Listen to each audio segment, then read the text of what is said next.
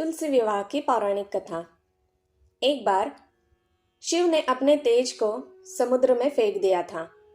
उससे एक महातेजस्वी बालक ने जन्म लिया। यह बालक आगे चलकर जालंधर के नाम से पराक्रमी दैत्य राजा बना। इसकी राजधानी का नाम जालंधर नगरी था। दैत्यराज कालनेमी की कन्या वृंदा का विवाह जालंधर से हुआ। जालंधर महाराक्षस था। अपनी सत्ता के मद में चूर उसने माता लक्ष्मी को पाने की कामना से युद्ध किया, परंतु समुद्र से ही उत्पन्न होने के कारण माता लक्ष्मी ने उसे अपने भाई के रूप में स्वीकार किया। वहां से पराजित होकर वह देवी पार्वती को पाने की लालसा में कैलाश पर्वत पर गया। भगवान देवाधिदेव शिव का ही रूप धरकर माता पार्वती के समीप गया, परंतु मां ने अपने योग बल से उसे तुरंत पहचान लिया तथा वहां से अंतर्ध्यान हो गई।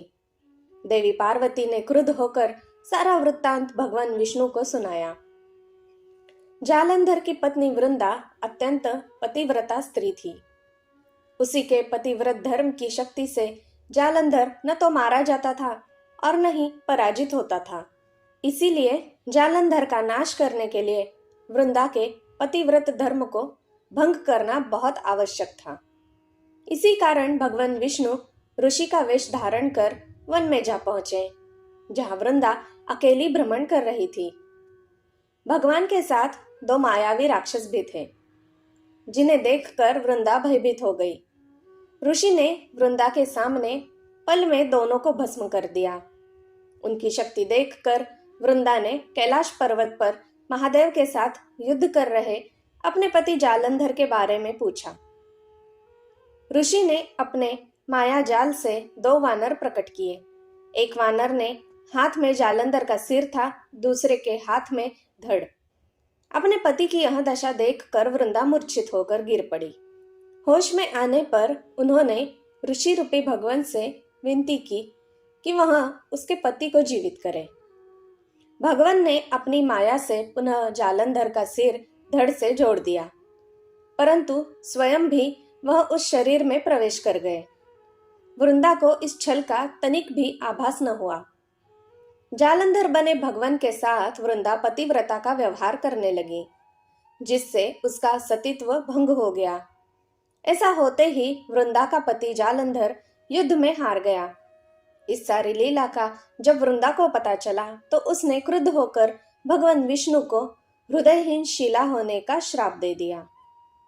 अपने भक्त के श्राप को भगवान विष्णु ने स्वीकार किया और शालिग्राम पत्थर बन गए। सृष्टि के पालनकर्ता के पत्थर बन जाने से ब्रह्मांड में असंतुलन की स्थिति हो गई।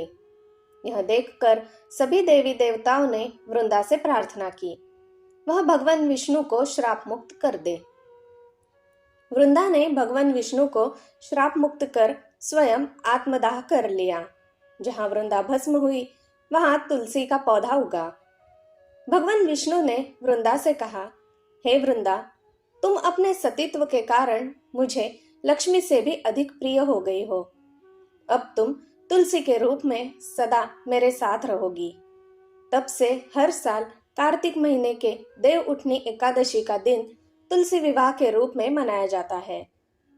जो मनुष्य मेरे शालिग्राम रूप के साथ तुलसी का विवाह करेगा उसे इस लोक और परलोक में विपुल यश प्राप्त होगा।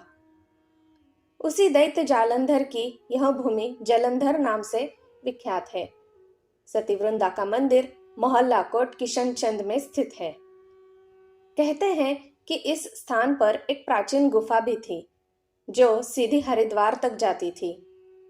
सच्चे मन से 40 दिन तक सती वृंदा देवी के मंदिर में पूजा करने से सभी मनोरथ पूर्ण होते हैं। जिस घर में तुलसी होती है वहां यम के दूत भी असमय नहीं जा सकते। मृत्यु के समय जिसके प्राण मंजरी रहित तुलसी और गंगा जल मुख में रखकर निकल जाते हैं, वह पापों से मुक्त होकर वैकुंठ धाम को प्राप्त होता है। जो मनुष्य तुलसी व आंवलों की छाया में अपने पितरों का श्राद्ध करता है, उसके पितर मोक्ष को प्राप्त हो जाते हैं। जय श्री लक्ष्मी नारायण। धन्यवाद। दोस्तों, मेरी सुनाई कहानियाँ अगर आपको अच्छी लगती हो तो मैं आपसे अनुरोध करती हूँ कि कृपया मेरे इस चैनल को एक लाइक, शेयर और सब्सक्राइब ज़रूर कीजिएगा। और अगर कहानी पसंद आई तो मुझे कमेंट करके बताना ना भूलिएगा। धन्यवाद।